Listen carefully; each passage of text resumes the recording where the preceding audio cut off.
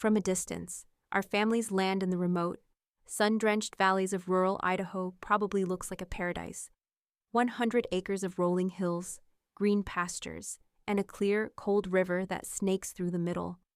A self-sufficient homestead, a return to a simpler, purer way of life. But it's not a paradise, it's a prison, built of faith and fear, and surrounded by a very high, very real fence. And my grandfather, Elias, is the warden. Last night, at our communal family dinner, he sentenced me to life. My name is Alara. I am 19 years old, and in 6 months, on the day I turn 20, I am to be married to my cousin, Daniel. Daniel is 13.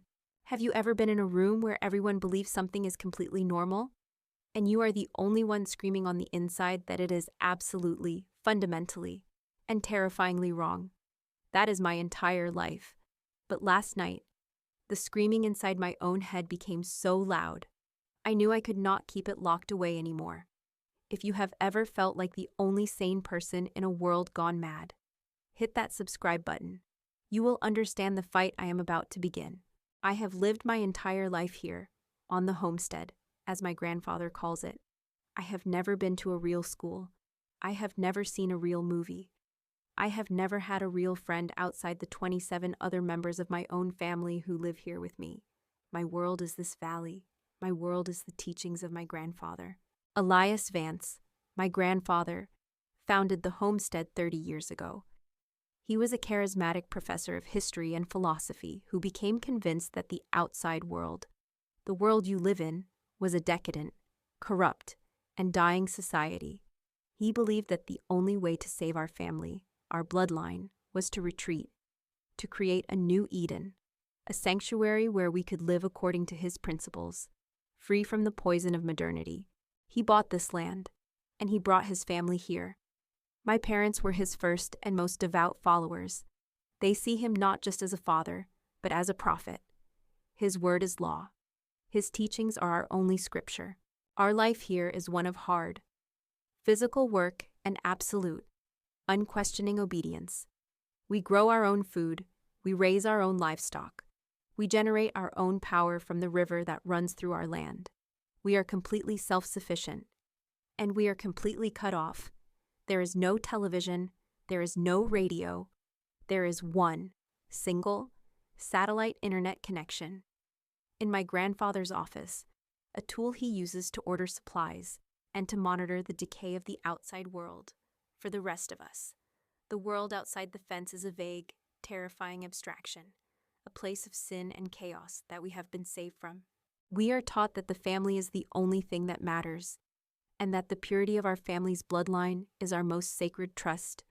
We are the last good people on earth, he tells us, and we must keep ourselves separate, pure. My cousin, Daniel, is 13 years old. He is a sweet, quiet boy who loves animals and is good at fixing things. He is my uncle's son. Like me, he has known no other life. He has been raised on my grandfather's teachings.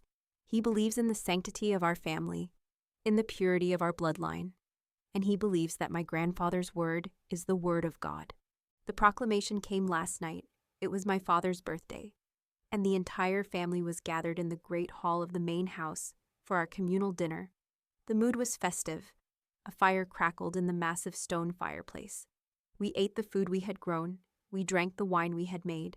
After the meal, as was his custom, my grandfather, Elias, stood at the head of the long, wooden table to speak. The room fell into a reverent silence. He was a powerful man, even in his late 70s, with a thick mane of white hair and eyes that were as pale, as clear, and as cold as a winter sky. When he spoke, his voice was a low, powerful rumble that commanded absolute attention. He spoke of our family's purpose. He spoke of the decay of the world outside, the world we were blessed to be separate from. And then he turned his cold, clear eyes on me. The future of our great family, he began, his voice swelling with a prophetic fire, depends on the next generation. It depends on the forging of new, strong links in our sacred chain. It depends on the purity of our bloodline, a legacy we must guard with our very lives. He looked down the table at Daniel, who was sitting beside his own father, my uncle, and so my grandfather declared. his voice ringing through the silent hall. It is with a heart full of hope for our future that I now decree to forge the next vital link in that chain, my granddaughter, Ilara. On the day she turns 20, this coming spring, shall be joined in holy matrimony to her cousin, Daniel. The world stopped. The blood in my veins turned to ice. I stared at him, my mind a screaming, white-hot blank. Married to Daniel. I looked down the table at my cousin. He was just a boy, a child. He was staring back at me, not with horror, but with a look of wide-eyed, solemn, and deeply pious acceptance. He was being called to do his sacred duty. My own mind was a maelstrom of horror. This wasn't just a marriage. This was a sacrifice. The sacrifice of my life, of my future, of my own body, for the sake of his twisted, insane obsession with purity. And then, the room erupted, not in cries of outrage, but in applause. A loud, joyous, and thunderous wave of applause. My family, my aunts, my uncles, my cousins. They were all on their feet, their faces beaming with a rapturous joy. They were clapping, they were cheering. They were coming over to me, to hug me, to congratulate me. Oh, Ilara, what an honor, my aunt had cried, her eyes shining with tears of joy. You will be the mother of the next generation of our family, another had said. I looked at my own parents. They were beaming with a pride so intense it was almost a physical force. My mother was crying, her face a mask of pure, ecstatic happiness. My father gripped my shoulder, his face full of a new, profound respect. I had not just been given an honor, I had been given a purpose. My womb had just been consecrated to the future of the family. I sat there, in the middle of their celebration, and I felt a wave of nausea so profound I thought I might be sick. I looked at their happy, smiling, and completely insane faces, and I realized that I was utterly, completely, and terrifyingly alone. I was not one of them. I was a stranger in my own home, a prisoner in my own family. I excused myself from the table, my legs unsteady. I went back to my small, simple room in one of the family dormitories. I sat on my bed, in the dark, and I listened to the sounds of my family celebrating my betrothal to a 13-year-old child. The screaming in my head had finally become a single, clear, and unshakable thought. I could not fight them. I could not reason with them in this world. My grandfather's word was law, and I had just been sentenced. To refuse would be to be branded a heretic, a traitor. I would be shamed, ostracized, and punished. There was no court of appeals in my grandfather's kingdom. I looked out my small window at the high chain-link fence that surrounded our property, the fence that was meant to keep the corrupt world out, but which had, in fact, always served to keep us in. And I knew the whisper of rebellion that had been growing in my heart for years had finally become a roar. I was not going to be a sacrifice. I was not going to be a broodmare for my grandfather's insane ideology.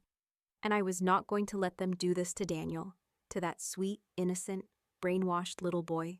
My grandfather was right. There was a war to be fought against a corrupt and evil world. He had just been mistaken about where that world was. It wasn't outside the fence. It was right here, inside it. And I knew, with a certainty that was as cold and as hard as the steel of the fence itself, that there was only one way to stop it. I had to get out. In the days that followed my grandfather's proclamation, a new and unsettling reverence settled over me. I was no longer just Ilara, the quiet girl who was good with the livestock. I was the betrothed, the future mother of the next generation, the vessel for the sacred purity of our bloodline. It was a holy and a horrifying new title. My mother and my aunts would now look at me with a strange, proprietary awe. They would bring me special portions at dinner. They excused me from my more strenuous chores. You must rest, dear, they'd say. You must be strong and healthy for your duty to the family. My new duty, it seemed, was to be a prized piece of breeding stock. I played my part. I smiled my quiet, submissive smile. I nodded gratefully. I allowed them to fuss over me, to plan my wedding, to discuss the future of the children I would be forced to bear, with a boy who was still a child himself. I was a good actress. I had to be, because inside, in the quiet, secret room of my own mind, I was no longer a dutiful granddaughter. I was a prisoner, planning a rebellion. My grandfather thought he had built a perfect, sealed box. He had raised me in a cage of his own making, a world of his own rules, his own truths. But he had made one critical mistake. He had underestimated the power of a single, kind person and the profound, world-altering magic of a smuggled paperback novel. My window to the outside world, my first taste of a life beyond the fence, came in the form of a man named Mr. Henderson. He was the driver for the wholesale supply company that delivered the things we couldn't produce ourselves: flour, sugar, salt, gasoline for the generator.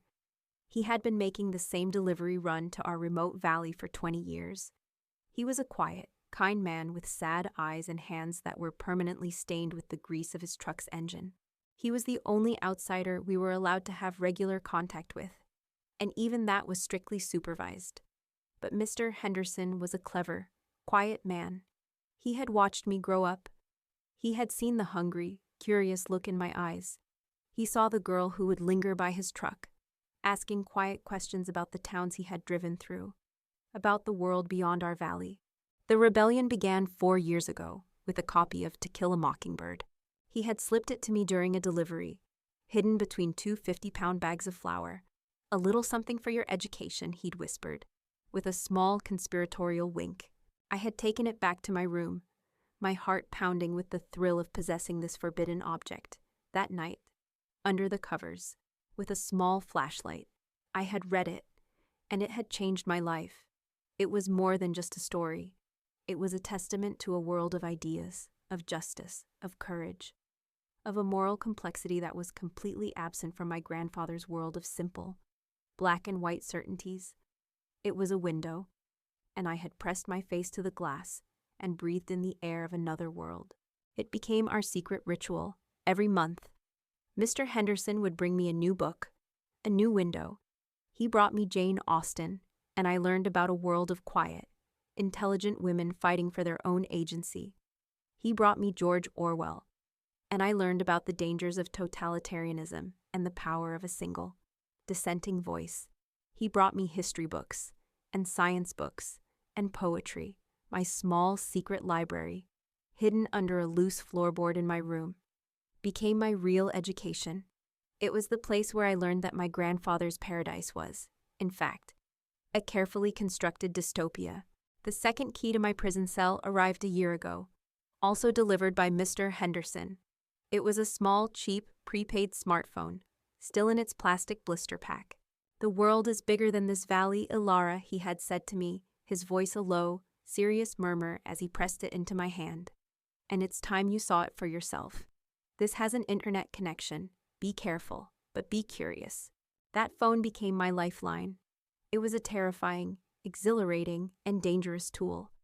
I would wait until the dead of night, when the entire homestead was asleep, and I would huddle under my blankets, the glow of the screen illuminating my face. And I would explore. I used the limited data on the prepaid cards Mr. Henderson would bring me to learn. It was on that phone that I discovered the truth about the world my grandfather had so carefully demonized. And it was on that phone that I found The Door is Open, an online support forum for people who had left, or were trying to leave, high-control groups and cults. It was there that I met Alex. I never knew if Alex was a man or a woman. I never knew their real name. They were just a username on a screen, a quiet, steady, and incredibly knowledgeable presence in the forum. They were a moderator, a person who had escaped a similar group years ago and now dedicated their life to helping others do the same. Our correspondence began slowly. I was terrified. I was sure that my grandfather's all-seeing God would somehow know. But Alex was patient. They never pushed. They just answered my questions. I asked them about the outside world, about things like college and careers and dating. And I asked them about the law. It was Alex who first taught me the words for my own reality. Words like coercive control and psychological abuse and indoctrination. And it was Alex who, 3 months ago, when I had asked a hypothetical question about marriage laws, had told me, in no uncertain terms, that in the United States of America, in the world outside my fence, It was a felony to force a 19-year-old woman to marry her 13-year-old cousin. It was called child marriage, and it was illegal. That knowledge had been a quiet, theoretical comfort, but now it was the only thing I had to cling to. In the week after my grandfather's proclamation, I was forced to begin a courtship with Daniel. It was a grotesque and humiliating ritual. We were required to spend an hour every evening together, in the main hall, under the watchful, smiling eyes of our parents and aunts. He was a sweet boy, and he was as terrified as I was. He had been raised to believe this was a sacred honor, but he was still a 13-year-old boy. He didn't want a wife. He wanted to be outside, working on the old tractor engine he was trying to fix. "They say we will have many strong sons," he'd said to me one night. His voice a quiet, parroted recitation of my grandfather's teachings.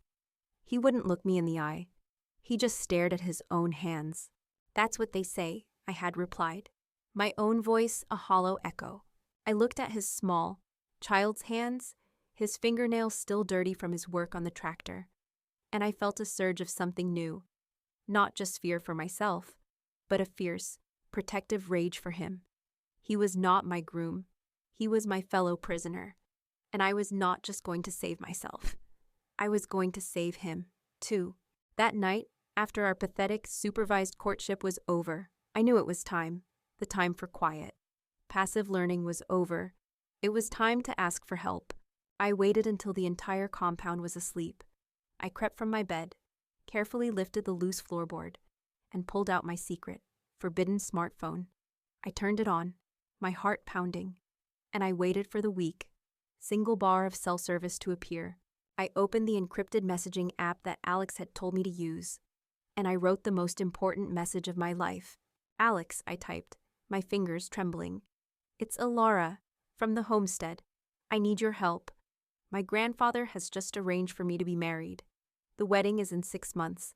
My intended husband is my 13-year-old cousin. It is not a suggestion.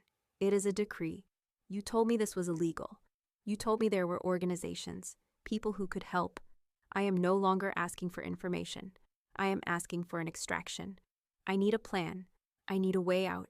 And I am not leaving my cousin behind. Please, help me." I stared at the words on the screen. The declaration of war, the plea for rescue. I took a deep, shuddering breath, and I hit send. The message disappeared into the ether, a silent, digital scream into the vast, unknown darkness of the outside world. I turned off the phone, hid it back in its secret place, and I crawled back into my bed. I lay there in the dark, my body trembling with a mixture of terror and a new, wild, and unfamiliar hope. I had no idea if Alex would get my message. I had no idea if they could help, but I had sent the signal, I had lit the fire, and now, all I could do was wait and pray that someone on the other side of the fence was watching for the smoke. The 2 days after I sent my desperate, whispered plea into the digital void were the longest of my life. I went about my duties on the homestead in a state of suspended animation, my body performing the familiar tasks of feeding the chickens and tending the garden, while my mind was a million miles away, screaming in the silent darkness, waiting for a reply. I had to play the part of the dutiful, honored, and soon-to-be-married granddaughter. I smiled when my aunts congratulated me. I nodded when my mother discussed floral arrangements for the ceremony. Every moment was a performance, a lie. And then, on the third night, in the deep, silent darkness after midnight, my secret phone, hidden beneath the floorboards, buzzed once. A single, life-altering vibration. My hands were shaking as I retrieved it. I powered it on. The glow of the screen a forbidden star in the blackness of my room. There was one new message from Alex. "Alara." The message began. "We have your message. I want you to take a deep breath. You are not alone. We are here. What your grandfather is doing is not just wrong. It is a serious crime in the outside world, and we are going to help you. We are already formulating an extraction plan, but we need to be careful. The most important thing for you to do right now is to remain calm. Do not arouse suspicion. Play your part. Gather any information you can. And wait for our instructions. We will not abandon you. Help is coming. Stay strong." I read the words over and over again, the calm, professional, and deeply reassuring message, a lifeline in the middle of my terrifying ocean. You are not alone. Help is coming. I clutched the phone to my chest and cried. But for the first time in my life, they were tears not of despair, but of a wild, fragile, and deeply precious hope. Armed with this secret knowledge, this promise of a future, I was able to face the grotesque reality of my new life. My courtship with Daniel began. Every evening, for 1 hour, we were required to sit together in the great hall, under the watchful, benevolent gaze of my grandfather's portrait, and get to know each other. The first few nights were an exercise in awkward, painful silence. Daniel, my 13-year-old cousin and future husband, would sit stiffly on the other end of the long, wooden bench, his eyes fixed on the floor. He was a sweet boy, with a perpetually worried expression and hands that were always smudged with grease from his secret passion tinkering with the homestead's old, broken-down tractor engine. He had been raised in the same cage I had, but his bars were, in some ways, even stronger. He was a true believer. He worshipped our grandfather, and he believed, with a deep and tragic sincerity, that this marriage was his sacred, holy duty. Grandfather Elias says our union will be blessed, he mumbled one evening, his voice a quiet, parroted recitation. He says we will have many strong sons to carry on the Vance bloodline. I looked at him, at this child who was talking about having sons, and my heart ached with a new kind of protective fury. He was not a monster. He was a victim, my fellow prisoner. And I realized, in that moment, that my escape plan had to include him. I could not leave him behind to be the next sacrifice on the altar of my grandfather's ideology. I had to wake him up. So I began a new, quiet, and very dangerous mission. I began to plant seeds of doubt. The Vance bloodline is very important, I agreed, my voice gentle. But I was reading in a book the other day about other bloodlines, from history. I had one of the precious smuggled books Mr. Henderson had given me, a world history textbook, hidden in my bag. I pulled it out. Look, I said, turning to a page with a map of the world. This book says that there are billions of people in the outside world, and they all have their own families, their own bloodlines. Isn't that strange? Grandfather Elias teaches us that we are the only ones left who are pure. He looked at the map, a flicker of confused curiosity in his eyes. It is a book from the outside, he said, his voice a little suspicious. It is probably full of lies. Probably, I agreed, not pushing, but still, it's interesting to think about, isn't it? It was a small start, a tiny crack in the thick wall of his indoctrination. My own quiet rebellion, my own search for an escape route, became focused on a ghost, the ghost of my Aunt Lydia. Lydia was my mother's younger sister. She had left the homestead 15 years ago, when I was just a little girl, the official story, the one my grandfather would tell with a sad, weary sigh. Was that Lydia had been weak? That her soul had been corrupted by the temptations of the outside world that she had read about in forbidden books. She had chosen to leave her family, to abandon her duties, and she had vanished into the sinful chaos of the world beyond our fence. Her name was now a cautionary tale, a horror story used to keep the rest of us in line. Don't be like Lydia. But I had always wondered. I had vague, childish memories of her. She was not weak. She was vibrant and funny and full of a life that always seemed too big for the quiet, restrictive world of the homestead, and she had been kind to me. I began my investigation. I started asking questions, carefully, casually. I went to my great-aunt, my grandmother's sister, a very old woman who spent her days sitting in a rocking chair, her mind a beautiful, cluttered attic of old memories. Aunt Maeve, I asked her one afternoon, as I was helping her shell peas, do you remember Aunt Lydia? The old woman's eyes, which were usually cloudy, sharpened with a sudden, clear memory. Lydia, she whispered, her voice a dry rustle. Oh, she was a firecracker, that one. So much like her mother, head full of ideas, always reading.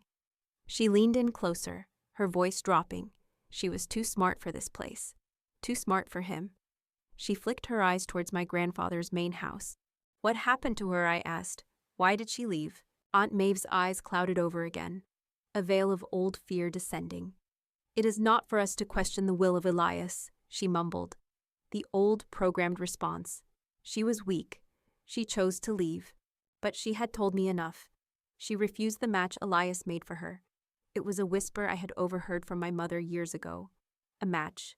An arranged marriage. My aunt's story was my story, and she had found a way out. I needed to know how. Her old room was in one of the disused dormitories at the far end of the compound.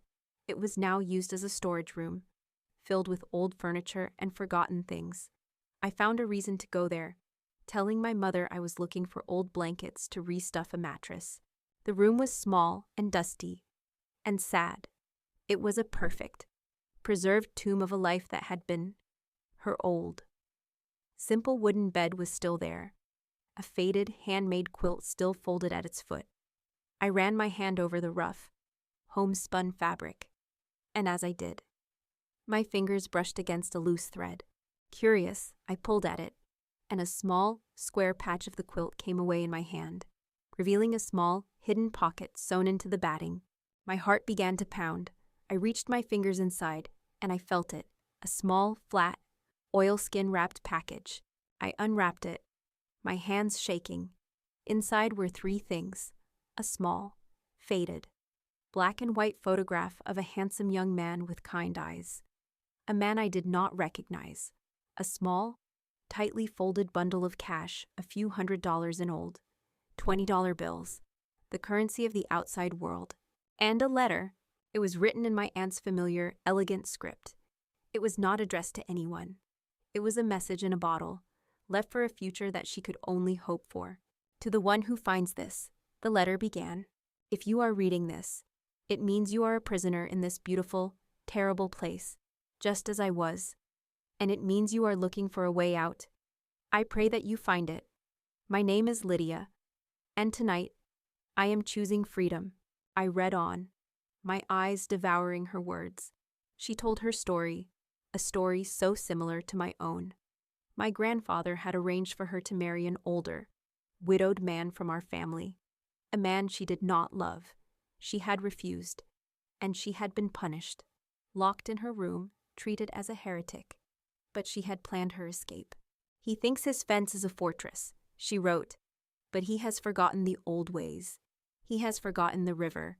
And then came the clue, the map, the key. There is a place, down by the river, where the old weeping willow grows. The one where we used to have our summer picnics. At its base, hidden among the roots, there is a loose stone. Your journey begins there. What you need is beneath it. It is my final gift to you, my fellow prisoner. Do not be afraid. The world outside is big, and it is beautiful, and it is worth the risk. Godspeed, my unknown friend. Godspeed. I clutched the letter to my chest, my heart a wild, frantic drum. It was real. She had done it, she had escaped, and she had left a path for me to follow. Everyone in my family was afraid of the ghost of my Aunt Lydia. They used her as a horror story to keep us in line. A cautionary tale of the weak, sinful girl who had been lost to the world. But I knew the truth now. She was not a ghost to be feared. She was a guide, a pioneer, a hero. I had my lifeline to the outside world, my friend, Alex. And now, I had a map, left for me by the ghost of a past rebellion. I was no longer just a prisoner, waiting to be rescued. I was an escape artist. And my aunt had just handed me the key to my own cage. The message from Alex was a single, steady light in my all-consuming darkness. For the next few days, I clung to his words like a prayer. Stay strong. Keep your head down. Help is coming. Playing the part of the obedient, honored bride-to-be was the hardest performance of my life. But the secret knowledge of my impending rebellion gave me a strength I didn't know I possessed. My first mission was to find the weeping angel. Aunt Lydia's clue was my only lead. A single, cryptic breadcrumb left behind in a dark, dangerous forest. I had to find a reason to explore the more remote, less traveled corners of the homestead, a place where every member's movements were casually, but constantly, monitored. I found my excuse in the form of a crumbling stone wall. It was at the far southern edge of our property, bordering the old, forgotten family cemetery. The wall was in a state of constant disrepair, a low-priority chore that no one ever wanted. "Grandfather Elias," I said to him after dinner one evening, my voice a perfect imitation of dutiful respect. "The wall by the old burial ground is crumbling again. If you would permit me, I would be honored to take on the task of repairing it myself. It is quiet work, and I would like the time for contemplation as I prepare for my new duties as a wife." He looked at me, his cold, clear eyes assessing my sincerity. He saw a quiet, submissive girl, seeking solace in hard, honest labor. He was pleased. A commendable impulse. "Alara," he said with a nod of approval, "a woman's hands find their best purpose in humble, restorative work. You may begin tomorrow." He had no idea that the restoration I was planning was not of a stone wall, but of my own life. The family cemetery was a small, sad, and beautiful place, overgrown with wildflowers and shaded by a massive, ancient weeping willow tree. It was a place no one ever visited. It was a place full of ghosts, and I was there to speak to one of them. It took me less than an hour to find her, tucked away in a far corner, almost completely consumed by ivy, was the small, weathered gravestone of a child who had died a century ago, and perched on top of it was a small, stone statue of an angel, its face buried in its hands, its wings drooping, its entire posture one of profound, eternal grief. The weeping angel. My heart hammered against my ribs. I looked around. I was completely alone. I got on my hands and knees and I began to dig in the soft, damp earth at the base of the statue. My fingers hit something hard, flat, a loose stone. I pulled it away, and underneath, nestled in a small hollowed-out space, was a small, tin box, sealed with a thick layer of faded, cracked wax, Aunt Lydia's treasure chest. I took the box back to my room, my mind a buzzing hive of excitement and fear. That night, in the dark, under my blankets, I carefully broke the wax seal and opened the box.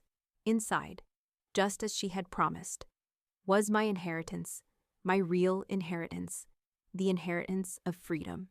There was a small hand-drawn map of the compound's perimeter fence, and there was a final, more detailed letter. "My dearest friend," the letter began, "if you have found this, you are braver than I was. I waited too long. Do not make the same mistake. He will try to own you. Do not let him.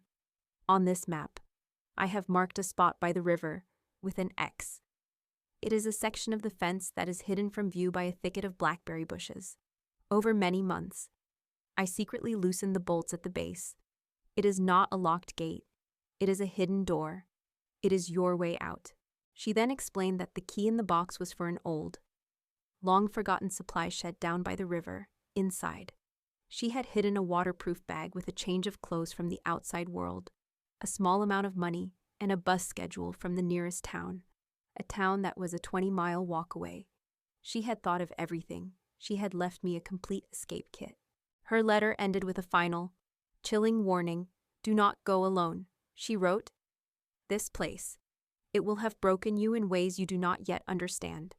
You will need a friend on the other side. Find one. Trust them. It is the only way you will survive. Godspeed." Ariel. I had the map. I had the key. Now, I needed to secure my fellow passenger. Convincing Daniel to come with me was the most dangerous and the most important part of my plan. I had to somehow, in our brief, supervised evening sessions, deprogram a lifetime of my grandfather's teachings.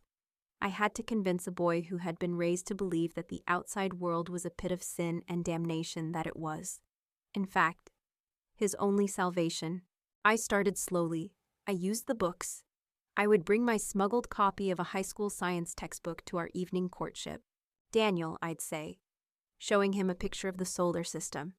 "This book says that the Earth is a planet that revolves around the sun, but Grandfather Elias teaches us that the Earth is the center of God's universe. Isn't that a strange contradiction?" He would just look at the picture, a flicker of confused curiosity in his eyes, and he would mumble, "It is a book of lies from the outside." But the seeds were planted. I talked to him about the world in the books.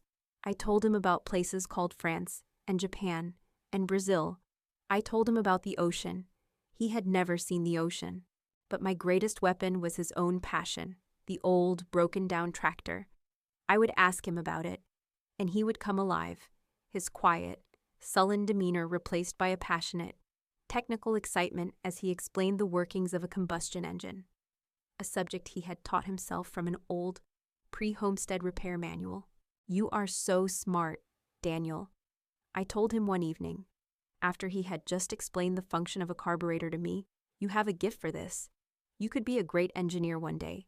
You could build things, real things." "My duty is to be a husband and a father," he recited, his eyes on the floor.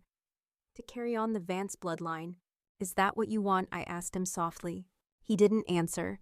The final confrontation, the moment I asked him to make his choice, happened in the barn where he worked on his tractor. A week before the wedding, I had managed to get us a few precious minutes alone. I told him the truth, not about the outside world, but about us. "Daniel," I said, my voice quiet and serious, "this marriage is wrong. You know it is. I am a woman, you are a boy. In the outside world, this is not a holy union. It is a crime, and it is not fair to you. You deserve to have a childhood. You deserve to have a choice." He was terrified. "But Grandfather Elias..." "Grandfather Elias is just a man," I said, my voice firm, "and he is wrong. Our Aunt Lydia knew he was wrong. That's why she left." I told him the story of Lydia, of her escape. They told us she was weak and sinful for leaving. "Daniel, but she wasn't weak. She was the bravest person in our entire family. She chose freedom, and she left a path for us to be free, too." I took his small, grease-stained hand in my own. "I am leaving. Daniel," I whispered. "On the night before the wedding, I am going to run away, and I am asking you to come with me. I can't make you, but I am asking you. Because you are not just my cousin, my groom, you are my family, and I will not leave you here to be their next sacrifice." He looked at me, his eyes full of a terrible, agonizing conflict. A lifetime of indoctrination at war with the quiet, simple truth of his own heart. He pulled his hand away. "No," he whispered, his face pale with fear. "It is a sin. I cannot." My heart sank. I had failed. But then, he looked up at me, and in his eyes, I saw a new, trembling, and deeply courageous spark. When he whispered, "Saturday night," I said, my own voice a breath of pure, unadulterated relief, "at midnight." He just nodded, a single, small, and terrifying nod of assent. My little groom had just become my co-conspirator. That night, I sent the final message to Alex. I told them everything: Lydia's map, the secret gate by the river, the bus schedule, and the fact that I was not coming alone. I was bringing Daniel with me. The reply came an hour later. It was longer this time, more detailed. "Alara," it began. "This is an incredible development. Lydia's story is well known in our network. She made it out, and she has been helping us for years. We now have a confirmed, viable exfiltration point. The plan is in motion. Do not take the bus. It is too risky. A vehicle will be waiting for you at the rendezvous point on the service road on the other side of the river, as marked on Lydia's map. The time is now 0200 hours. Sunday morning, I will be in that vehicle, and I will not be alone. We will have law enforcement with us. We are not just getting you out. Alara, we are coming to shut this place down." I stared at the phone, my heart pounding a triumphant, terrified rhythm. This was no longer just an escape. It was a raid, a rescue mission. My plan had been a simple, desperate one: a ghost, a child, and a stranger on the other end of a phone. But now it was something more. It was a promise of justice. The wedding was in 3 days. My family was in a frenzy of joyful, pious celebration. I was in a quiet frenzy of my own, my mind focused, my purpose clear. They were preparing for a holy union. I was preparing for a war, and I was ready. The day before my wedding was the longest day of my life. The entire homestead was buzzing with a joyful, festive energy that felt like a personal mockery of the cold. Hard knot of terror in my own stomach. The women were all in the main house's kitchen, preparing a massive feast. The men were setting up long tables and benches in the great hall. They were decorating the walls with garlands of wildflowers and white ribbons. They were preparing for a holy union. I was preparing for a war. My role, as the bride-to-be, was to be serene and beautiful and blissfully happy. I spent the morning with my mother and my aunts, as they had me try on my wedding dress one last time. It was a simple, hand-sewn, white linen dress. It was meant to symbolize my purity, my duty, as they fastened the small, pearl buttons up the back, their faces full of a loving, proprietary pride. I felt like I was being buttoned into my own coffin. "You look like an angel, my dear," my mother had whispered, her eyes shining with tears. A perfect, pure bride for a new generation. I had just smiled my quiet, submissive smile. Inside, I was a screaming, chaotic mess of last-minute calculations and cold, hard fear. My last secret meeting with Daniel was that afternoon, in the quiet, dusty hayloft of the barn, our one true sanctuary. He was terrified, his face pale, his hands trembling. "What if we get caught, Alara?" he whispered, his eyes wide. "Grandfather Elias, he will be so angry." "We are not going to get caught," I said, my own voice a calm, steady anchor I did not feel. I took his hands in mine. "Daniel, listen to me. What is happening tomorrow is wrong. You know it is. You are a child.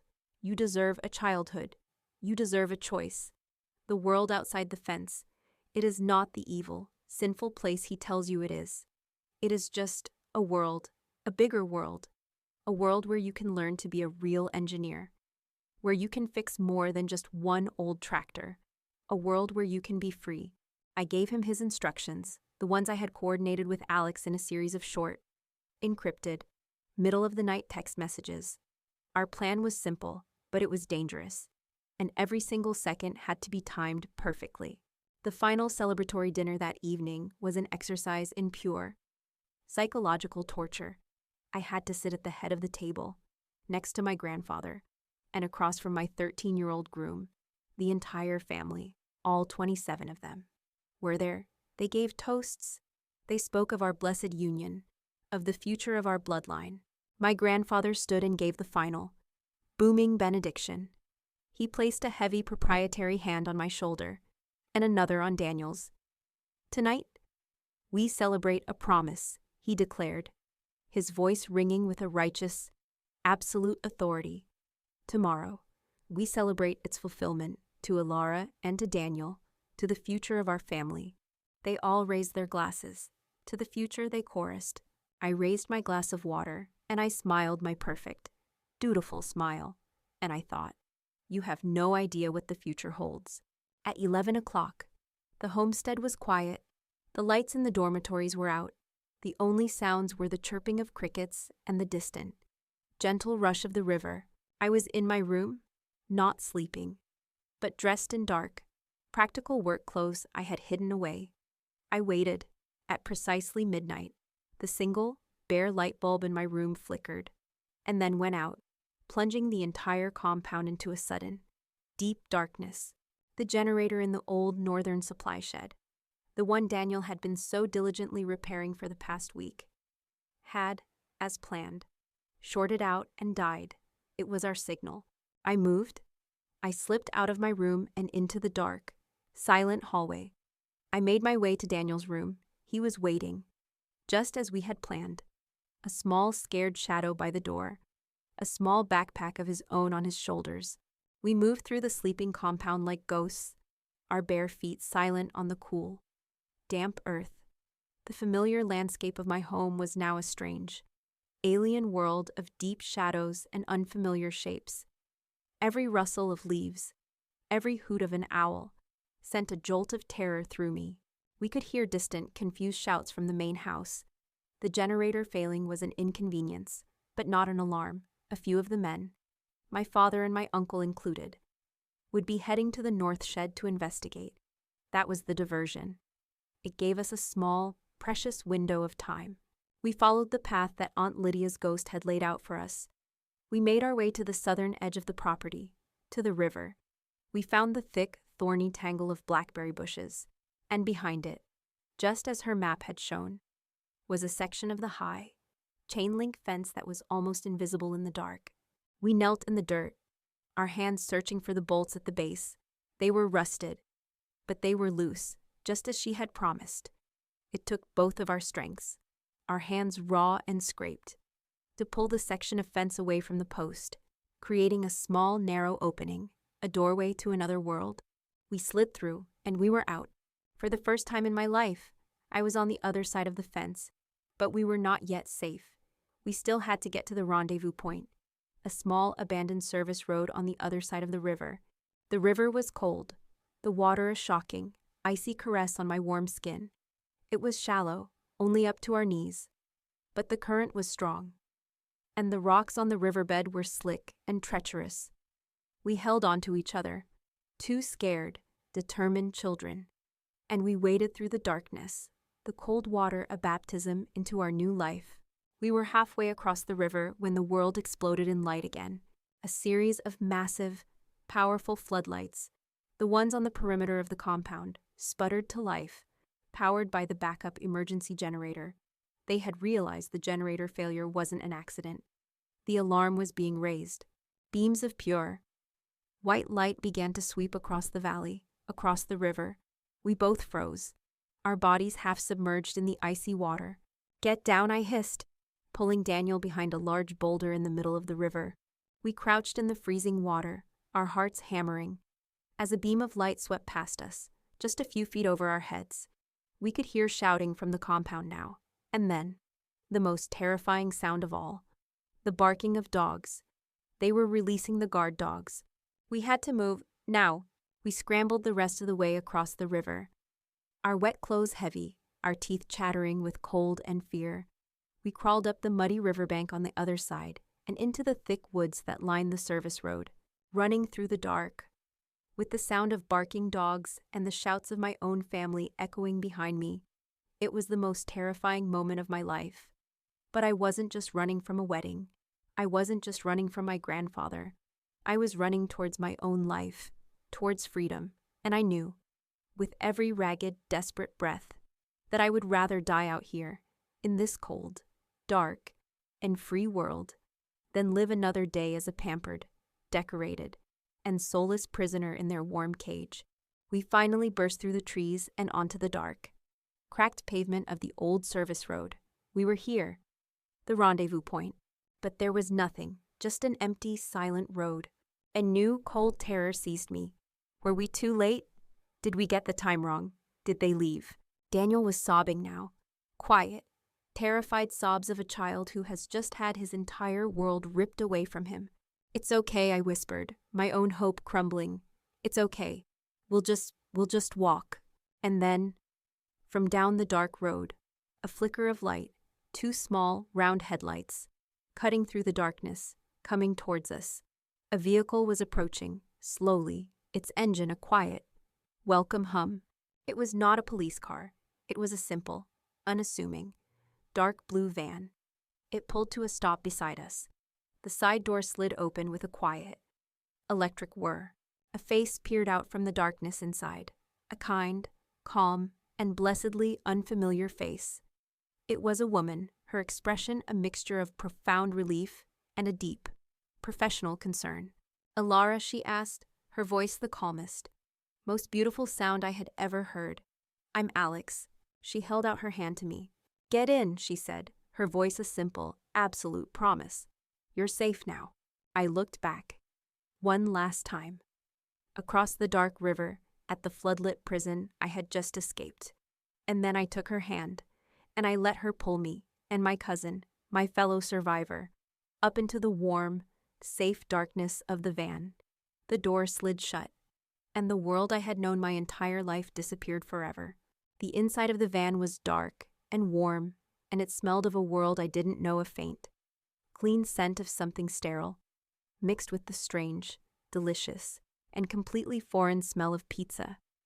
Alex, the woman whose calm, disembodied voice had been my lifeline for over a year, was real. She was a woman in her 40s with kind, intelligent eyes and a presence that radiated a profound, unshakable competence. She wrapped a thick, warm blanket around my shoulders, and another around my cousin, Daniel, who was shivering beside me. his eyes wide with a mixture of terror and awe.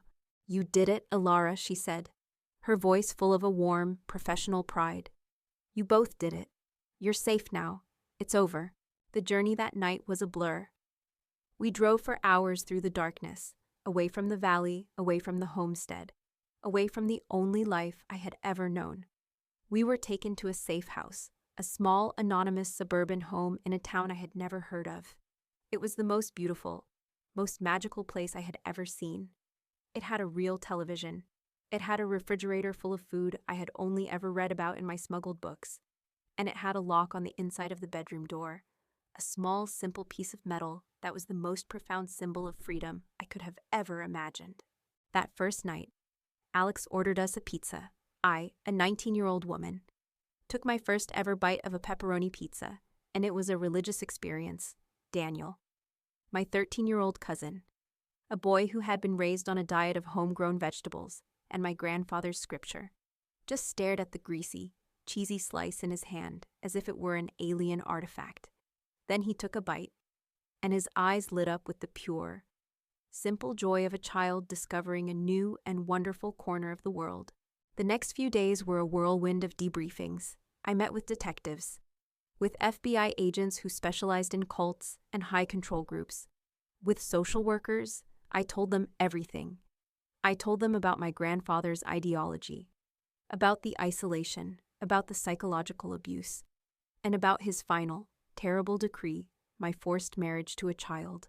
I gave them my journals, my secret record of life inside the cage, my testimony, combined with the evidence from the smuggled books and the very existence of the secret phone, was enough.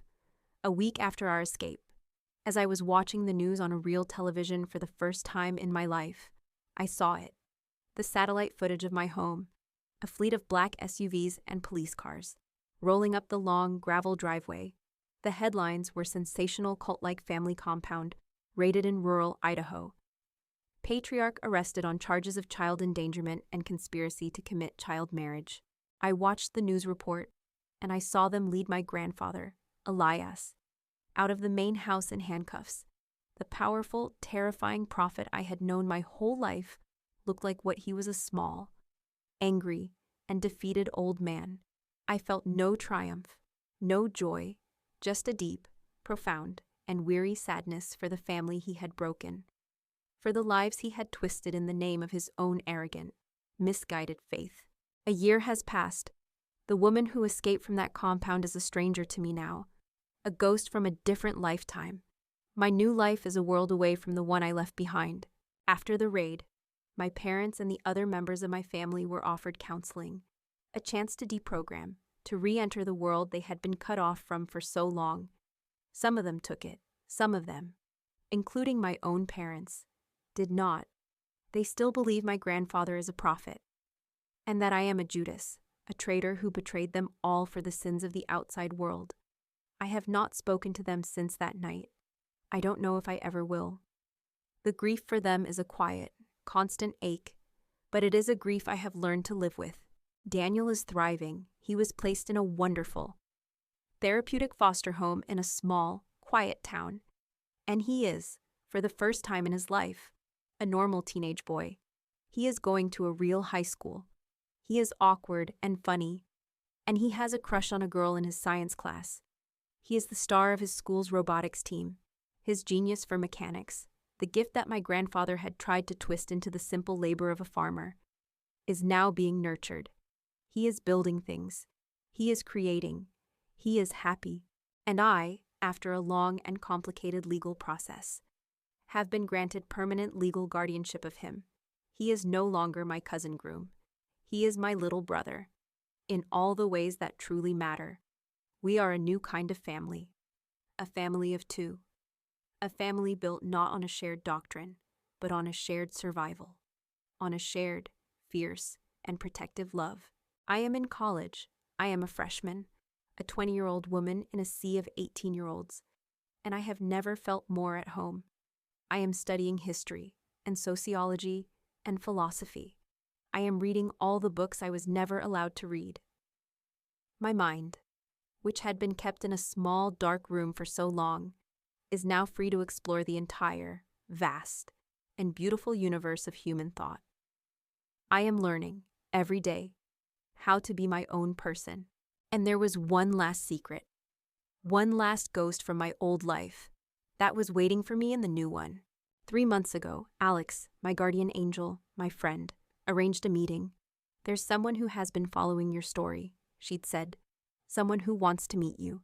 She took me to a small, quiet cafe, and the woman who was waiting for me there was in her late 40s, with a kind, weathered face and the same, familiar, defiant spark in her eyes that I now saw in my own reflection. It was my Aunt Lydia, the ghost, the survivor, the one who had shown me the way. We sat together for hours, and she told me her story. She had escaped 15 years ago, with the help of a man she had loved, the handsome man from the photograph I had found. They had built a new life together, and she had dedicated her life to helping others escape the same cage she had. She worked with Alex, with the organization that had saved me. She had been following my case from the very beginning, a silent guardian angel on the other side of the screen. I left the map for you, she said, her eyes full of tears. I always hoped that one day, another girl like me would find it, a girl who was brave enough to choose her own life. I am so proud of you, Alara. In that moment, I was no longer an orphan of my own family. I had found her, the last piece of my old life that was worth saving. I have come to understand that my grandfather's great, terrible project was not a fortress. It was a cage. He built it to protect us from the dangers of the world, but the only real danger was him. The real prison was not the fence around the property. It was the one he had tried to build inside our own minds. And the only key that could unlock that prison was knowledge. The books Mr. Henderson had given me, the secret whispers of the internet, the map my aunt had left behind. They were more than just tools. They were an education in freedom. So I leave you with this. To anyone out there who is listening, who may be trapped in a situation that feels inescapable, a family, a relationship, a belief system that is keeping you small, please know this: you are not alone. And there is always a way out. Thank you for listening to my story.